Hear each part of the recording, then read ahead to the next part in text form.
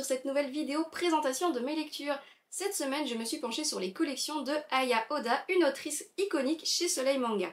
Je n'ai que 5 de ces collections à vous présenter, Avoue que tu m'aimes, Trop jeune pour moi, Ensemble jusqu'à la fin du monde, Room Paradise et Private Secretary. Comme vous pouvez le constater dans le titre, ces œuvres m'ont énormément déçue, c'est pourquoi je ne vais pas chercher ces autres collections qui sont Beauty, Akoniwa Angel, Lovey-Dovey et Playboy Café. Je ne sais pas ce que vous en avez pensé, mais personnellement je suis dégoûtée de ces œuvres. Pour moi, elles n'auraient même pas dû être éditées et je vais vous expliquer pourquoi. Je vais commencer par la première série, Avoue que tu m'aimes, en 5 volumes. Obligée de renoncer à ses rêves de championne d'athlétisme, Natsumi est embauchée dans une petite agence de musique. Et bien qu'elle n'y connaisse absolument rien, elle va devoir consacrer toute son énergie à l'artiste phare de sa boîte. Celui-ci n'a aucunement l'intention de se mettre au travail, au grand dépit de Natsumi qui ferait tout pour satisfaire son boss. Le style des dessins est assez classique, on retrouve les mentons pointus et les grands yeux des séries plus anciennes. Les planches sont contrastées et dynamiques, quoique un peu trop chargées à mon goût. Le monde du show business et de la musique apporte une touche d'originalité. Les ambiances sont teintées de comédie et de romantisme, malgré certaines scènes et remarques déplaisantes. Natsumi, dont la carrière dans l'athlétisme a brutalement pris fin, reste une jeune femme optimiste. Elle se fait engager dans une petite maison de disques indépendante malgré son manque flagrant de connaissances. La jeune femme a un faible pour son patron, plutôt canon, pourtant celui-ci la dénigre sans cesse pour son incompétence et son inutilité. Au début, elle ne cherche pas à s'améliorer ni à s'investir davantage dans l'entreprise, du coup les chefs de service ne prennent même pas la peine de la former. De temps à autre, elle peut se montrer plus autoritaire, mais la plupart du temps, elle se fait manipuler par tous les hommes qui l'entourent. Influençable et naïve, elle remet sans cesse ses sentiments en question, ce qui devient assez vite redondant. Shinobu, le patron de Natsumi, est manipulateur et calculateur autant professionnellement que dans sa vie privée. Il n'hésite pas entre autres à se servir des charmes de la jeune femme pour motiver son artiste. Rigide, voire carrément tyrannique, Shinobu cache derrière son flegme une personnalité plus douce et attentionnée. Auteur-compositeur de talent, Taki est plus sympathique. Il profite de sa liberté dans l'anonymat et semble ne pas se préoccuper de sa carrière ni de ses chansons et encore moins de la boîte pour laquelle il travaille. En panne d'inspiration, le jeune homme manque de motivation. À présent en charge de ce dernier, Natsumi va devoir gérer son attitude désinvolte mais aussi ses avances. Taki tombe éperdument amoureux de Natsumi et s'en inspire dans ses chansons. Les relations entre collègues étant mal vues, leur intimité ne plaît pas du tout à Shinobu et pas seulement d'un point de vue professionnel. Le triangle amoureux mis en place dans le monde du show business est rythmé par les délais de création artistique et les nombreux ultimatums lancés à la jeune femme pour choisir entre ces deux prétendants. Le passé de ses protagonistes est plus sombre qu'il n'y paraît, malheureusement la découverte et la compréhension de ceux-ci arrivent sur le tard et de manière décousue. Leurs sentiments à l'égard de Natsumi n'ont rien de profond et leur relation est assez peu développée. Les garçons sont très entreprenants, parfois même trop. Les premiers tomes présentent des scènes et des comportements qui m'ont fait grincer des dents avant de tomber dans la comédie pure. Malheureusement, sans évolution majeure, l'histoire semble finalement assez plate et répétitive. La profondeur, le dénouement et la moralité finale auraient pu être mieux mis en valeur avec un scénario digne de ce nom. Je n'ai malheureusement pas accroché à cette série, c'est pourquoi je lui ai attribué la note de 9 sur 20. Le monde de la musique me plaît beaucoup, malheureusement la mise en place de l'histoire n'est ni marquante ni intéressante. Il en est de même pour les personnages, que ce soit leur comportement ou leurs réflexions, je les ai trouvés lourds et je n'ai pas réussi à m'attacher à eux. Passons maintenant à Trop jeune pour moi, la série en 2 volumes. L'entreprise pour laquelle Tamako travaille a une règle d'or, ne pas entretenir de relations avec un client. Engagée comme femme de ménage pour la famille Uehara, Tamako prend son rôle très à cœur, et bien qu'elle tente de résister au charme de Yu, le fils lycéen de sa cliente, leurs sentiments réciproques vont les mener à une liaison secrète. Tamako est une jeune femme de 21 ans qui débute dans la vie active. Plutôt banale, elle n'a aucune personnalité ni charisme. Ses efforts pour contenir les ardeurs du jeune homme sont assez vagues, elle ne résiste pas longtemps et finit par céder à ses avances assez rapidement. Malgré ses quelques sursauts d'autorité, son absence totale de caractère la rend fade face à son petit ami à la personnalité plus prononcée. Yu est très amoureux de Tamako, il n'a de cesse de lui prouver son affection avec des attentions et des actes aussi embarrassants que romantiques. Gentil, intelligent, parfois un peu trop tactile, l'adolescent se montre très entreprenant avec la jeune femme. Sa franchise et la spontanéité de sa jeunesse sont rafraîchissantes, mais elles témoignent également de son immaturité. Yu ne se préoccupe aucunement des conséquences de leurs actes, contrairement à Tamako qui risque bien plus que lui dans cette relation. Il peut se montrer égoïste, faire des caprices et même se mettre à bouder lorsque les choses ne se passent pas comme il le souhaiterait. Au final, le jeune couple se dispute sans cesse pour les mêmes raisons, à savoir leur différence d'âge, et n'exprime jamais clairement leurs sentiments ou leurs inquiétudes. Un véritable condensé de toutes les situations problématiques. Différence d'âge, différence de milieu social, accords parentaux, politique de travail, rivaux amoureux et j'en passe. Toutes ces péripéties sont prévisibles et sans aucune profondeur. Chaque chapitre apporte un nouveau rebondissement dramatique qui engendre son lot d'émotions négatives. Le tout s'enchaîne très rapidement sans nous laisser le temps de s'attacher aux personnages, mais suffisamment que pour nous lasser de leur comportement et de leurs réflexions. Le style des dessins et des planches reste le même, classique, contrasté et dynamique. Rien d'original malheureusement dans les ambiances et les expressions, si ce n'est les nombreuses scènes de air-sexe qui tentent d'apporter une touche de maturité dans le récit. Une petite série assez vieillotte dans sa rédaction qui montre une jeune femme sans ambition qui renonce à ses aspirations pour se consacrer uniquement à sa relation amoureuse. Oh. Une image assez dégradante puisque la vie d'une femme se résume selon cette série à être une bonne mère et une bonne épouse. Lorsque l'opportunité d'évoluer dans sa carrière lui est proposée de manière très indélicate qui plus est, Tamako en est ravie mais Yu ne la soutient pas du tout et la pousse même à refuser cette offre. Après tout, elle n'a pas besoin d'être épanouie dans son job, tout ce qu'elle a à faire c'est de se laisser entretenir. Tamako se préoccupe bien plus de l'avenir de son jeune compagnon sans réciprocité et finit quand même par abandonner l'idée de son nouveau poste parce qu'elle est convaincue qu'il a raison.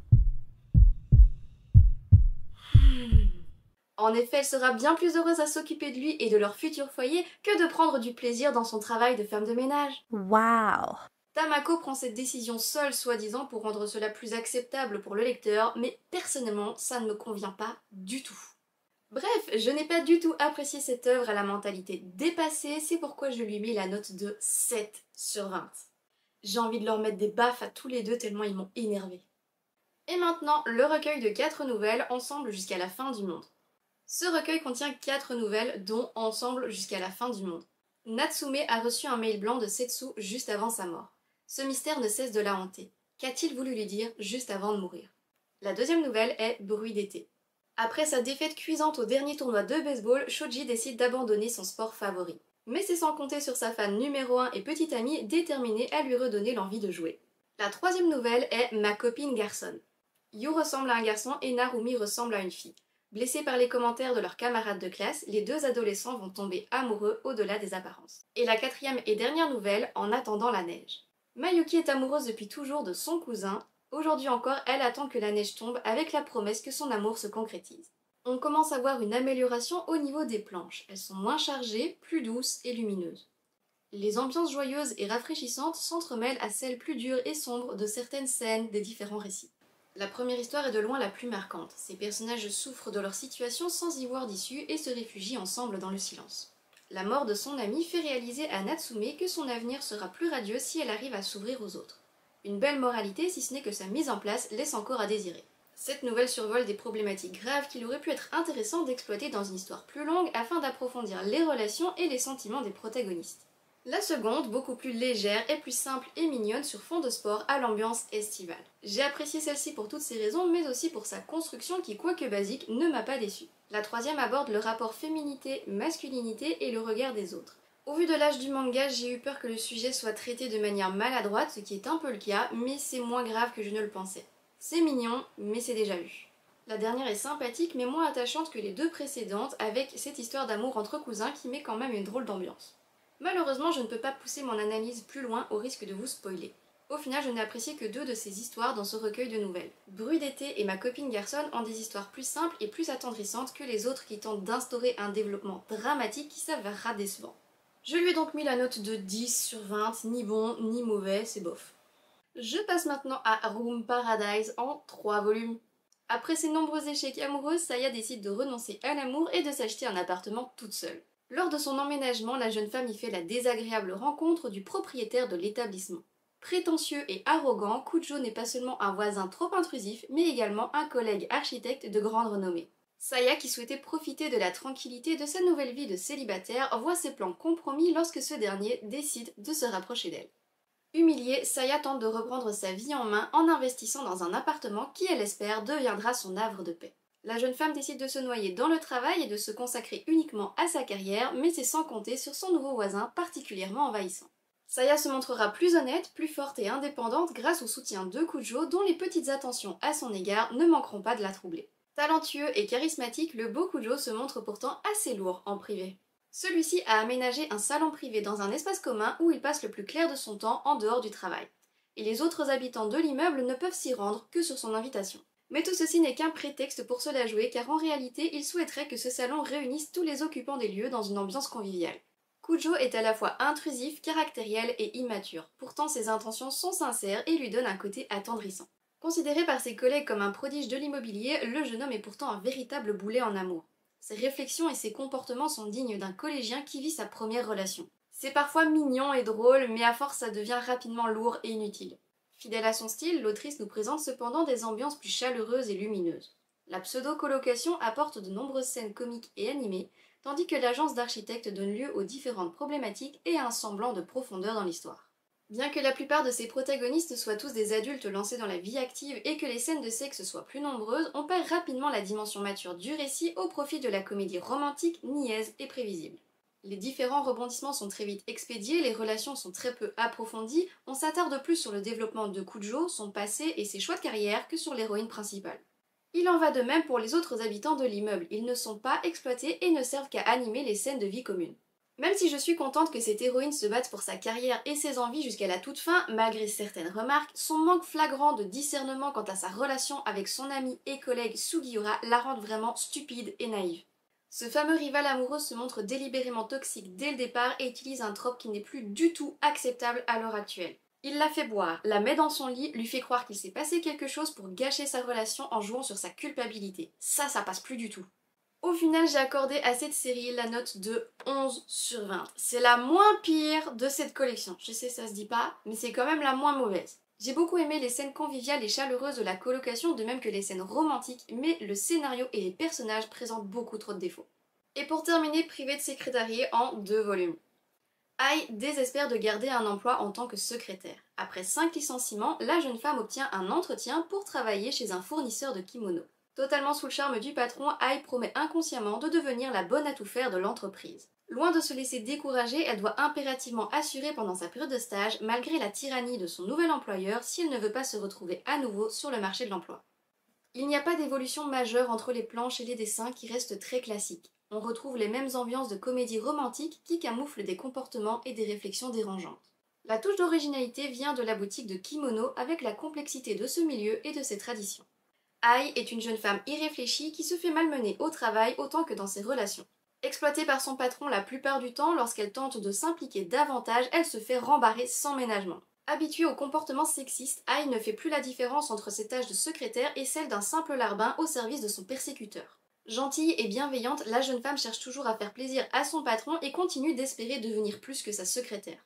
Takara possède un léger passif qui justifie ses choix, mais malheureusement ce n'est pas suffisant pour le rendre attachant.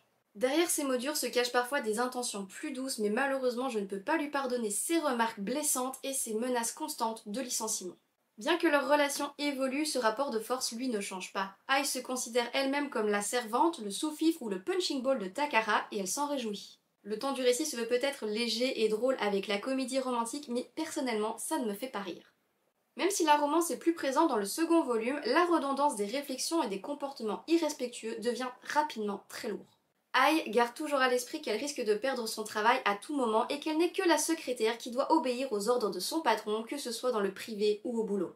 Cette série ressemble sur beaucoup de points aux précédentes. La redondance du scénario, la profondeur qui est mal mise en place, le manque de développement et des rebondissements inutiles.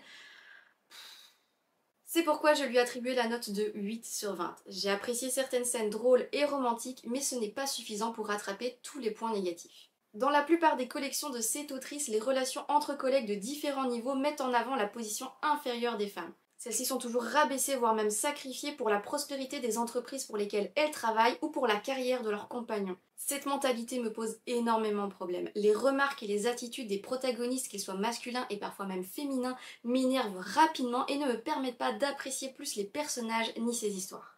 J'ai vraiment hésité à vous faire cette vidéo qui est encore une grosse déception, mais j'avais promis de vous faire des comptes rendus de toutes mes lectures, qu'elles soient bonnes ou mauvaises. Ça a vraiment été pénible de finir la lecture de toutes celles-ci, de rédiger des notes là-dessus et de vous faire la présentation.